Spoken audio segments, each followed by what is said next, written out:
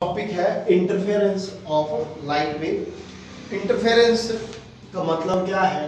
देखो, the phenomenon of redistribution of light energy. ऐसी ये फिनोमिनन है जिसमें क्या होता है, लाइट एनर्जी की रीडिस्ट्रीब्यूशन होती है, विच मीन्स लाइट जो एनर्जी जा रही है वो डिस्ट्रीब्यूट होगी, बटेगी अलग अलग पार्ट्स में। क्यों बटती है? Due to superposition of light wave. Light wave की सुपरपोजिशन की वजह से। सुपरपोजिशन में क्या होता है? कंस्ट्रक्टिव सुपरपोजिशन, डिस्ट्रक्टिव सुपरपोजिशन में आप लोगों के एम्पलीट्यूड ऑफ वेव्स मिलते हैं और मिलकर एक न्यू रिजल्टेंट वेव क्रिएट होती है। उसका एम्पलीट्यूड ज्यादा भी हो सकता है, एम्पलीट्यूड कम भी हो सकता है, डिपेंड करता है सुपरपोजिशन किस तरह की होगी। तो इंटरफेरेंस ऑफ लाइट वेव में क्या होता है? रीडिस्ट्रीब्यूशन होती है लाइट एनर्जी की। क्यों होती है? Due to superposition of light wave from two coherent sources is known as interference of light। मतलब coherent source पता है ना तुम्हें? Yes, sir, same. coherent source वो होता है जिसकी wavelength, ठीक है, wavelength क्या हो? सेम हो, ठीक है, और फेज डिफरेंस जो फाई है, that is phase difference.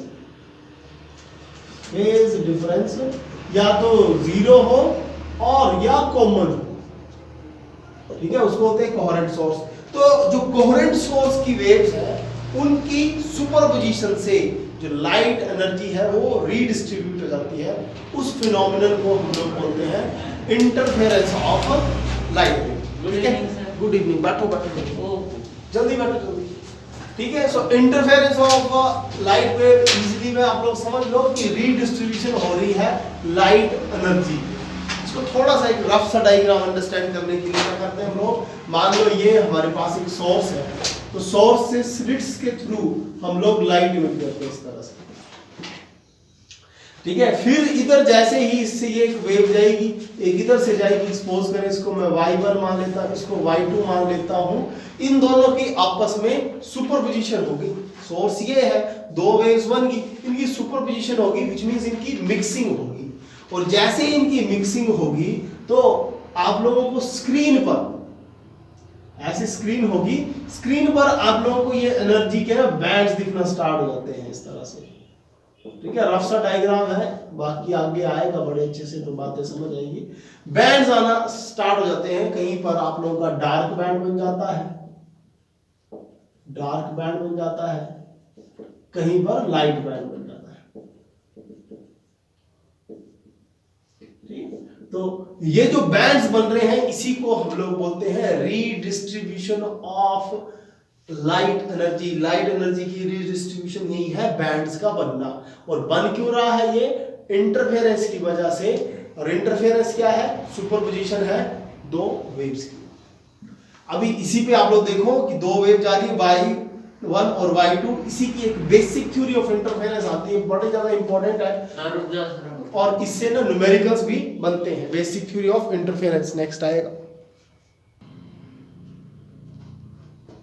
Term है next, basic theory of interference. तो इंटरफेरेंस क्लियर हो गया ना? इंटरफेरेंस क्या है? Redistribution of light energy due to superposition of waves. हाँ, और इंटरफेरेंस में दो वेव का होना जरूरी है। तो जो फर्स्ट वेव थी उसको हम लोगों ने मान लिया late y1 be the and y2 be the two wave facing interference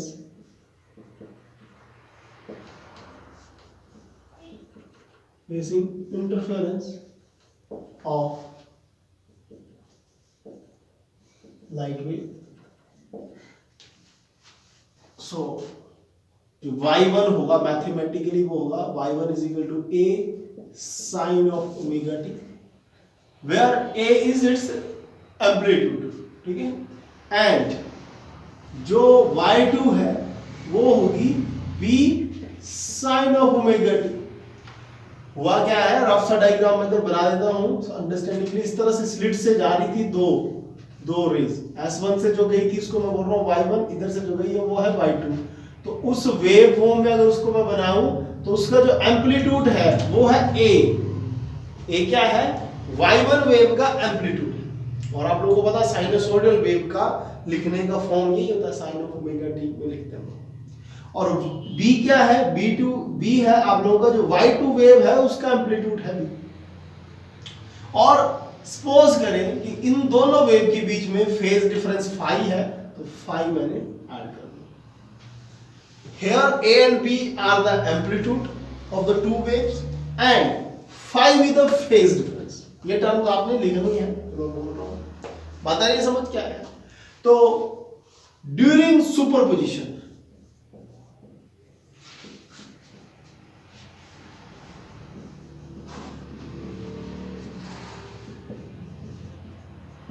during superposition of wave, तो सुपरपोजिशन क्या होगी, y is equal to y1 plus y2, ये है सुपरपोजिशन। सुपरपोजिशन का मतलब ही क्या है, वेक्टर सम, दो वेव का आपस में मिलना। तो ये मैंने मिला दी y1 प्लस y2, जैसे इनको मिलाएंगे तो y1 की वैल्यू आप लोग डाल लें, that is a sine of omega t, और y2 की वैल्यू होगी b sine of omega t plus y। तो y क्या चला गया, that is a sine of omega t plus, ये आप लोगों को ओपन करना पड़ेगा साइन a प्लस बी लगा के, that is b sine a plus B इसमें लगाएं तो ये बन जाना है sine a right cos b plus cos a sine b। और फिर इस b से आप लोग मल्टीप्लाई करोगे, तो b जब मल्टीप्लाई करोगे तो इससे भी होगा फिर उससे भी होगा, तो मैं इधर डायरेक्ट ही कर रहा हूँ, ये इससे मल्टीप्लाई हो गया और उधर प्लस का प्लस आ गया और ये b आ गया, ठीक है, और ये ब्रैकेट वाले हटा दिया। तो ये बन गया। अब इसमें आप लोग थोड़ा सा कॉमन लेंगे, मैं sine of omega T common ले रहा हूँ, इसमें और इसमें कॉमन है, तो इधर बचा a plus B cos phi, ठीक है, a plus B cos phi और साइन ऑफ ओमेगा टी, और अगले में देखोगे तो आ गया b cos of omega T sine phi.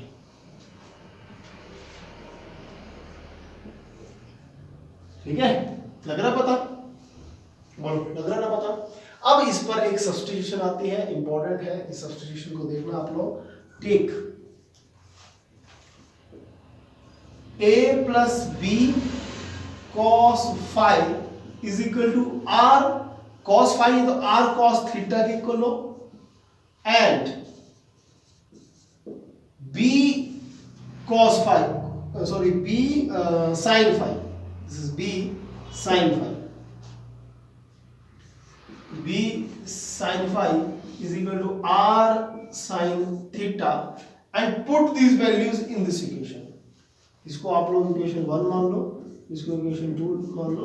So put value of a plus b cos phi and b sin phi in this equation, जो equation है y इस पे, ये क्या बन जाएगा, it will become y is equal to, इसकी जगह पे आने वाला है r cos theta, r cos theta और sin ऑफ ओमेगा t आने वाला है, sin of omega t plus b आ गया, सॉरी b sin phi की जगह, b sin phi की जगह r sin थीटा आ गया, r sin थीटा और cos ऑफ ओमेगा t आ गया, और cos ऑफ ओमेगा t आ गया।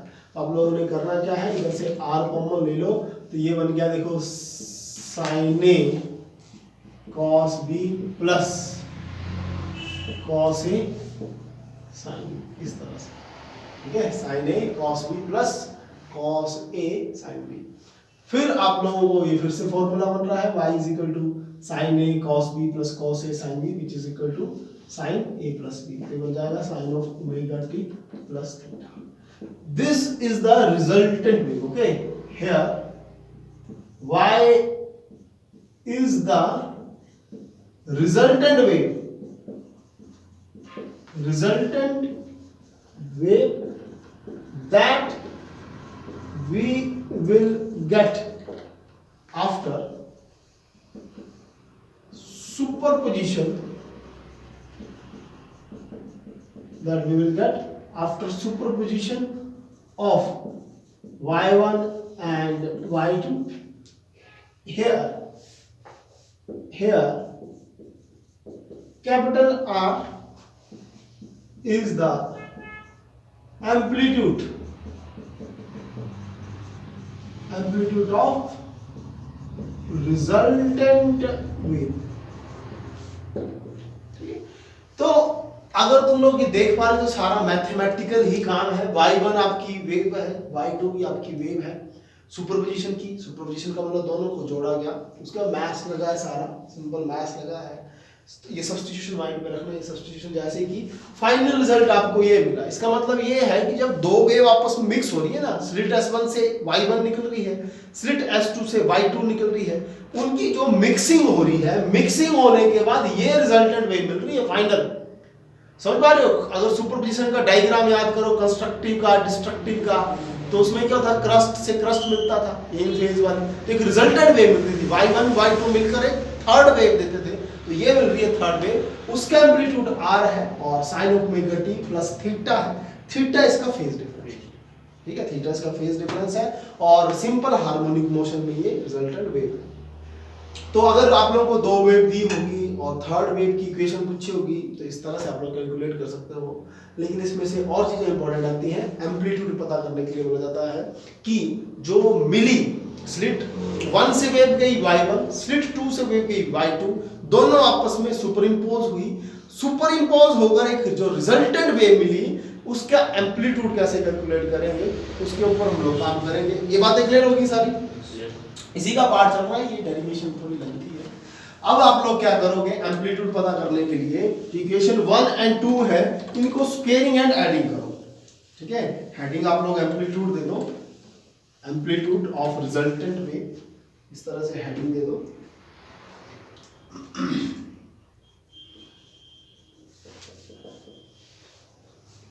Amplitude of resultant wave, amplitude of resultant wave है, इसमें आप लोग क्या करो, squaring and adding equation 1 and 2, squaring and adding equation 1 and 2 we get. तो स्क्वेयरिंग एंड एडिंग को जैसे करोगे, ये हो जाना a plus B cos phi का स्क्वायर प्लस इसका स्क्वायर करना है, that is B square sine square phi. तो स्क्वायर और ऐड कर लिए, इस तरह भी स्क्वायर और ऐड करोगे, इसको स्क्वायर करोगे तो ये बन जाएगा देखो r square cos square theta plus इसको स्क्वायर करोगे ये बन जाना है r square sin square theta. इधर a प्लस बी का होल स्क्वायर फॉर्मूला लगाएंगे तो ये बन जाएगा देखो a स्क्वायर और b स्क्वायर पे सारा ही आएगा, that is b square cos square phi plus 2ab लगाना तो 2a और b के लिए b cos of phi plus ये b square sin square phi, b square sin square phi और इसमें से और इसमें से, इन दोनों में से r स्क्वायर कॉमन ले लो। तो r स्क्वायर जैसे ही कॉमन लोगे तो ये बन जाना है, that is cos right cos square theta plus sin square theta जो 1 के इक्वल होगा। गुड। और इधर भी आप लोग देखो, ये देखो इसमें और इसमें b स्क्वायर कॉमन ले लो, ठीक है। इसमें देखो b स्क्वायर कॉमन लेते हैं तो क्या बन गया, cos स्क्वायर फाई प्लस इधर से देखो sin square phi, this is phi है, थीटा कर दिया फाई, sin स्क्वायर फाई और plus 2ab cos of phi और इधर से आप लोग देखो तो ये r स्क्वायर ही आएगा, ये तो 1 बन जाएगा। सेम वे से ये भी टर्म 1 बननी है। तो फाइनल आप लोग देखो a स्क्वायर, a क्या था, एम्पलीट्यूड फर्स्ट वेव का, याद रखना a क्या है, एम्पलीट्यूड है पहली वेव का। न्यूमेरिकल आने इधर से तो बातें एक एक चीज को अच्छे से समझना कि जो रिजल्टेंट एम्पलीट्यूड होता है, जो फाइनल वेव बन रही है ना, तीसरी वेव y1 और y2 को मिलके, तो उसका जो रिजल्टेंट एम्पलीट्यूड होता है वो है r, पर a क्या है, पहली वेव का एम्पलीट्यूड a, y1 का एम्पलीट्यूड b क्या है, सेकंड वेव का एम्पलीट्यूड। तो ये किसके इक्वल हो रहा है, a square plus b square, मतलब फर्स्ट वेव का एम्पलीट्यूड का स्क्वायर सेकंड वेव के एम्पलीट्यूड का square plus 2 times ab cos of phi equal to r square. पर हमें तो एम्पलीट्यूड ऑफ रिजल्टेंट वेव लेना है, व्हिच मींस r कैलकुलेट करना है। तो amplitude of resultant wave is equal to under root of a square b square plus 2 times ab cos of phi. ये होने वाला है हम लोगों का final resultant of amplitude wave. ठीक है, देख लो इसको एक बार, कुछ डाउट है तो आप लोग बोलो, कुछ टर्म समझ ना आए।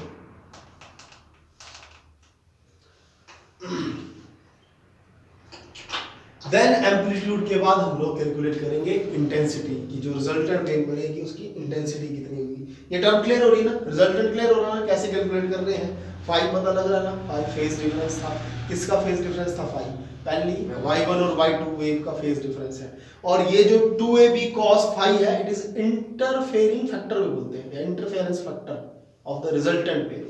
A is the amplitude, B is the amplitude of second wave, A is the amplitude of first wave. This 2ab cos of phi is the interfering factor भी बोलते हैं, interference factor भी बोलते हैं, interference factor इतनी ज़्यादा बड़ी term नहीं है। Then next टर्म आती है आप लोगों को, that term is, next term आती है वो important है, और उस टर्म का नाम है इंटेंसिटी, ठीक है, intensity of resultant wave. Third जो है that is intensity, intensity of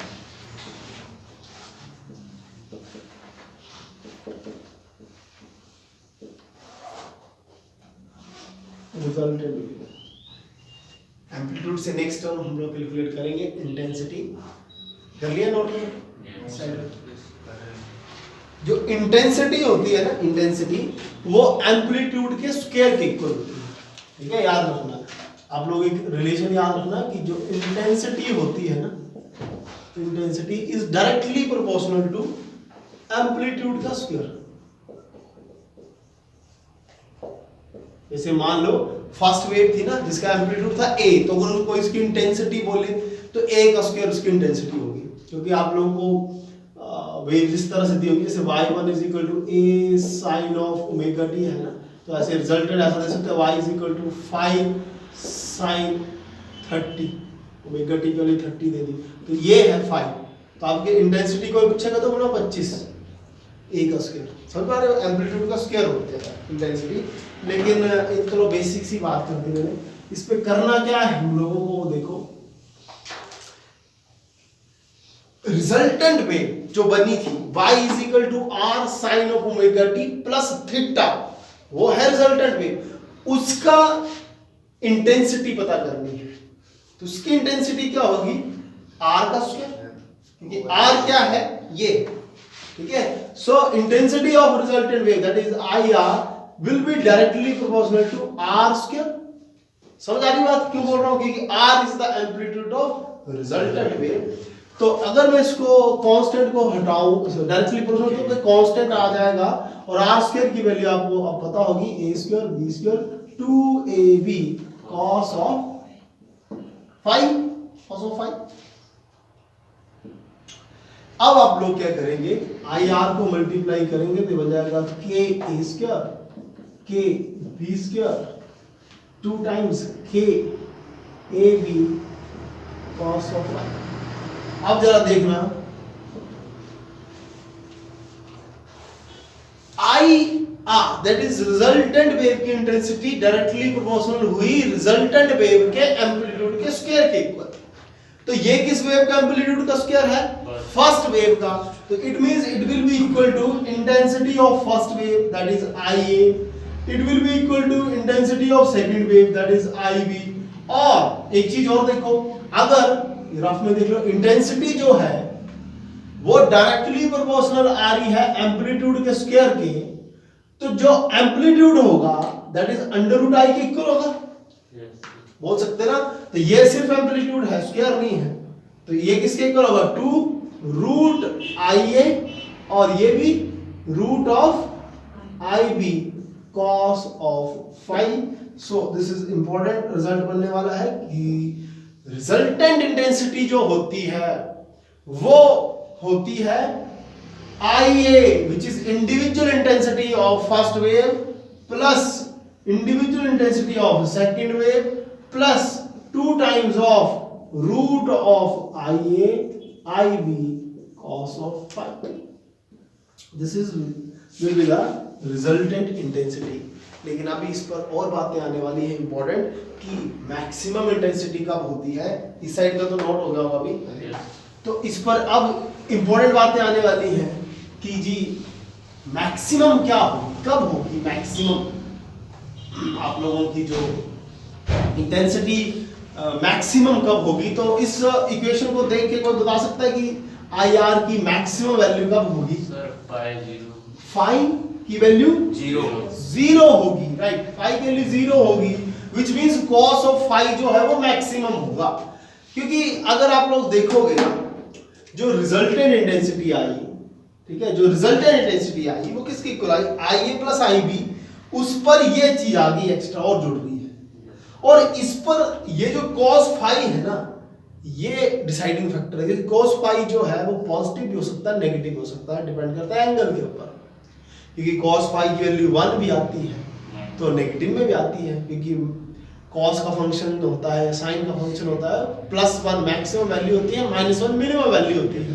तो अगर ये पॉजिटिव आता है तब तो इसकी maximum value I A plus I B और कुछ इधर से जुड़ेगा, पर अगर cos फाई नेगेटिव आता है तो ये चीज उसको कम कर देगी। तो बोलने का मतलब कि रिजल्टेंट इंटेंसिटी मैक्सिमम है या मिनिमम है वो डिपेंड करेगा cos फाई के ऊपर। If cos of phi is +1, +1 का मतलब होता है मैक्सिमम वैल्यू, cos फाई की मैक्सिमम वैल्यू प्लस होती है, तो ये जो आई आर है that will be I max, लग रहा पता, that will be I max. और अगर cos फाई 1 है तो फाई की वैल्यू क्या होगी? देखना जरा क्वाड्रेंट सिस्टम, राइट, 0 पे होगी, घूम के आओ इधर, फिर से 2 पाई पे होगी, फिर से एक राउंड लगाओ 4 पाई पे होगी, एक और राउंड लगाओ 6 पाई पे होगी, विच मींस ऐसे ये चलता ही रहेगा कई बार, जितने राउंड लगाते चलो, 6 पाई, 8 पाई, 10 पाई, ऐसे इवन मल्टीपल ऑफ पाई आएगी। पर अगर मैं इसको जर्नल बात करूं, इन जर्नल, क्योंकि इतनी कितनी वैल्यू लिखेंगे तो हम लोग ये बोल सकते हैं कि पाई का ये इवन मल्टीपल है, और पाई का इवन मल्टीपल तो 2n पाई लिख सकते हैं, where n can be 0 1 2 3 so आते आ समझ। n की वैल्यू कुछ भी डालो, फाई की वैल्यू बनती चलेगी, 0 डालोगे पाई, 1 डालोगे 2 पाई, कुछ भी कर लो, 2n ऐसा फंडा बन गया ना कि कोई वैल्यू डालो इवन बन जाएगा। तो फाई का मतलब क्या है? Phase difference. अगर इंपॉर्टेंट बात है, न्यूमेरिकल्स आने, एक ही चीज को समझना, अगर दो वेव्स जिनको सुपर इंपोज करवाया जा रहा है उनका phi means phase difference even multiple of 2 pi, even multiple of pi, तो आपकी इंटेंसिटी मैक्सिमम होगी। इंपॉर्टेंट बात आ रही है, if phase difference of two superimposing wave या interfering waves, है ना, interfering wave और superimposing wave एक ही बात है। Interfering wave is even multiple of pi, then their intensity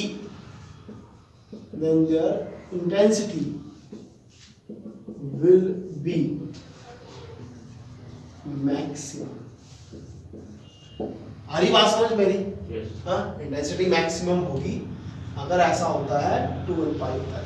अब एक छोटा सा आप लोग बात याद रखना, पाथ डिफरेंस और फेज डिफरेंस के ऊपर भी बात आती है। देखो दो चीजें हैं, फेज डिफरेंस और path difference.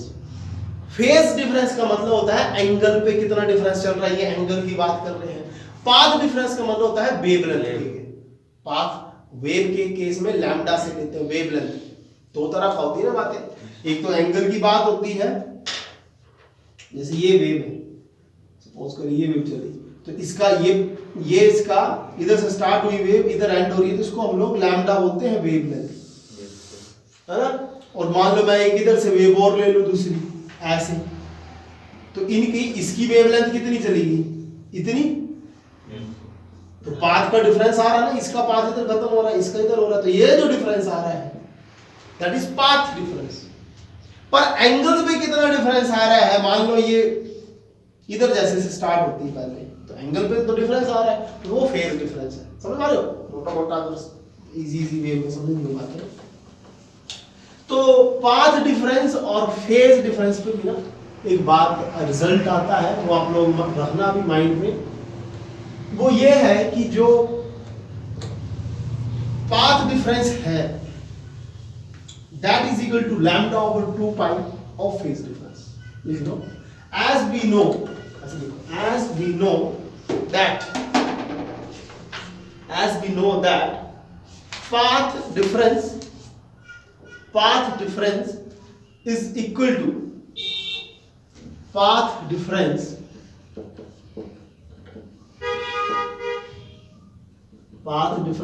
to lambda over 2 pi times of phase difference.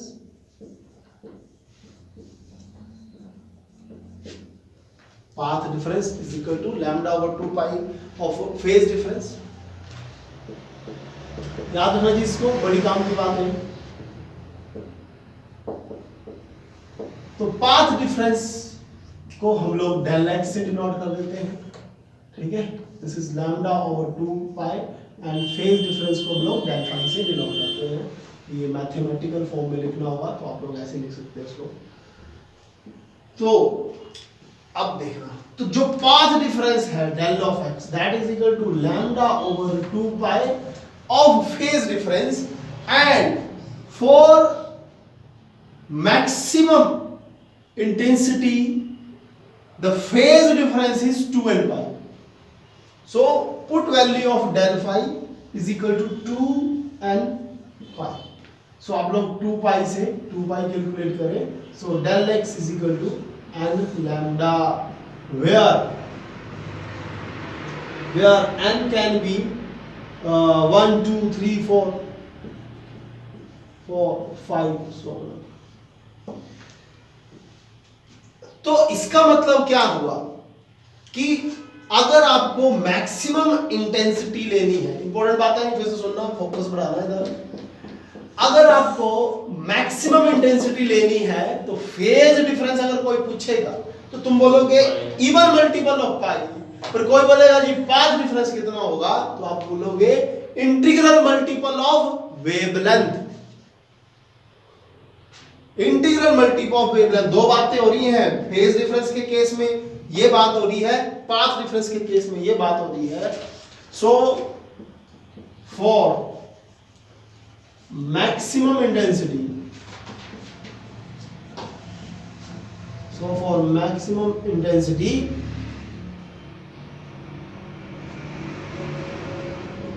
path difference will be integral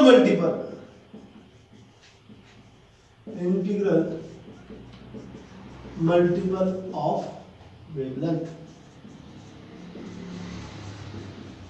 बात आ रही समझ, डाउट तो नहीं आ रहा किसी को? हाँ, पर अभी तक सिर्फ बात हुई है मैक्सिमम इंटेंसिटी की, पर अगर बात करें मिनिमम इंटेंसिटी, ये नोट कर लिया ना सबने। अब देखना, इफ cos ऑफ फाई, अगर मेरे को देखो रिजल्टेंट जो हम लोगों की इंटेंसिटी आई थी ना, रिजल्टेंट जो इंटेंसिटी आई थी आई आर, वो रिजल्ट था I A plus I B plus 2 times root of I A I B cos of right. So I R क्या था, that is I of A था, I of B था plus 2 times root of I A I B and cos of phi था। अच्छा, इससे पहले आप लोग एक और चीज ले लो, मैक्सिमम की मैक्सिमम में ले लो फिर मिनिमम जाते हैं। cos फाई मैंने बोला +1, हाँ मैक्सिमम के लिए ये होगा तो ही आई मैक्स होगा, ये आई मैक्स लिख सकता हूं अगर ये 1 हुआ तो ये क्या बन गया, I A I B plus 2 times root of I A I B, cos phi की वैल्यू 1 डाल दी, तो इसी को मैं इस तरह से लिख सकता हूं कि I max is equal to, इसको मैं ऐसे लिख सकता हूं under root I A square plus under root I B square plus 2 times root of I A I B, लिख सकता हूं ऐसा। तो ये क्या बन गया, I max is equal to under root of I A plus under root of I B का होल स्क्वायर। याद रखना आई मैक्स जो होता है वो इतना होता है। क्लियर है? डाउट? आई मैक्स के लिए भी आती है। अब हम लोग बात करेंगे मिनिमम। तो मिनिमम के लिए ये कंपोनेंट, ये जो कंपोनेंट था रिजल्टेंट इंटेंसिटी का, ये नेगेटिव आना चाहिए। और आप लोगों को पता है cos फाई की वैल्यू -1 जो होती है वो मिनिमम होती है। तो इस करके इफ cos ऑफ फाई अगर नेगेटिव बन जाता है, ठीक है,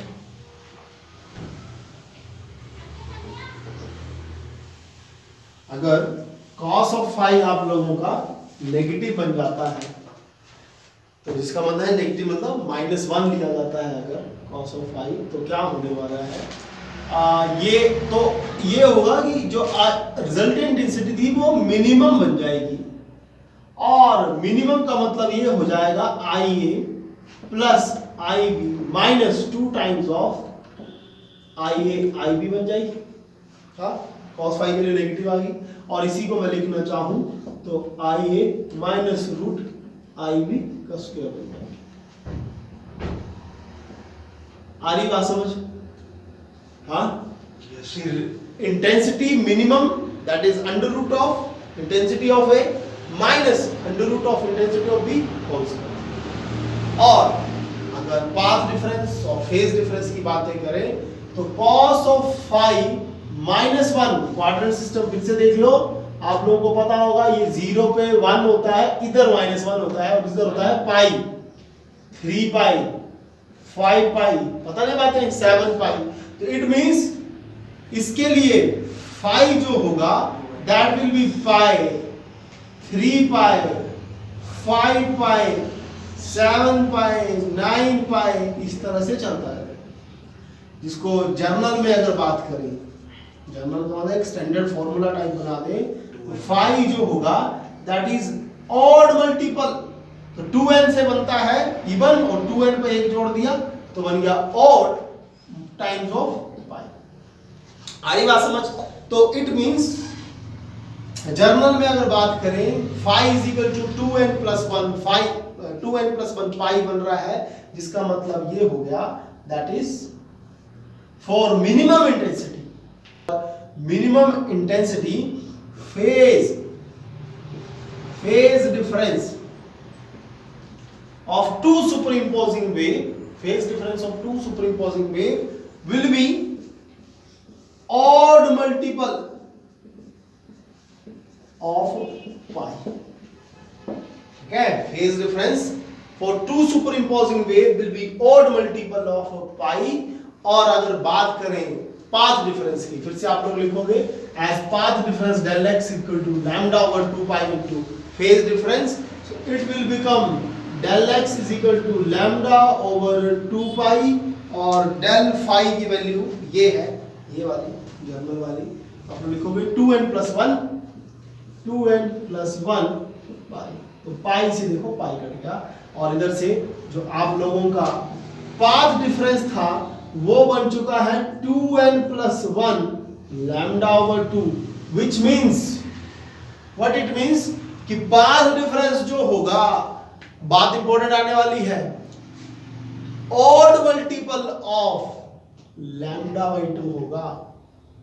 मैक्सिमम के केस में इंटीग्रल मल्टीपल ऑफ लैम्डा था, एन लैम्डा था, वेवलेंथ का कुछ भी मल्टीपल 1 2 3 4 5, इधर odd multiple of lambda by 2 आएगा।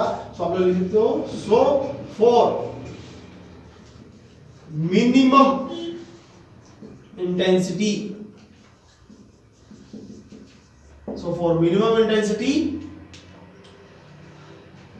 path difference will be odd multiple of lambda by 2। Doubt किसी को? डाउट नहीं आ रहा कोई? क्लियर है बातें? ये नोट कर लिया इस तरफ का। अब एक छोटा सा और बच रहा है case, that is the ratio of maximum to minimum intensity, वो देख लेते हैं। उससे पहले एक छोटी सी वेव सी देख लो, फिर रेशियो कैलकुलेट करते हैं।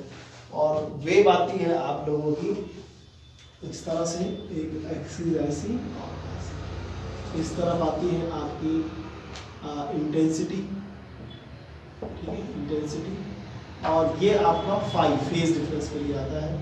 तो 0 मान लें, इधर आप लोग मान लें पाई, फिर आता है 2 पाई, फिर 3 पाई, फिर 4 पाई, फिर 5 पाई एंड देन 6 पाई। और इस तरफ देखिए तो माइनस का पाई, -2 पाई, 3 पाई, देन 4 पाई, 5 पाई एंड 6 पाई। इस साइड नेगेटिव, उस साइड पॉजिटिव। अब आप लोगों को पता है 0 पर था मैक्सिमम इंटेंसिटी, फिर 2 पाई पे मैक्सिमम थी, इवन मल्टीपल ऑफ पाई जो भी था उस पर, इवन मल्टीपल ऑफ पाई जो भी था उस पर इंटेंसिटी क्या आई थी? मैक्सिमम आई थी। इवन मल्टीपल ऑफ पाई पे, दैट इज 2n पाई, पता ना ये?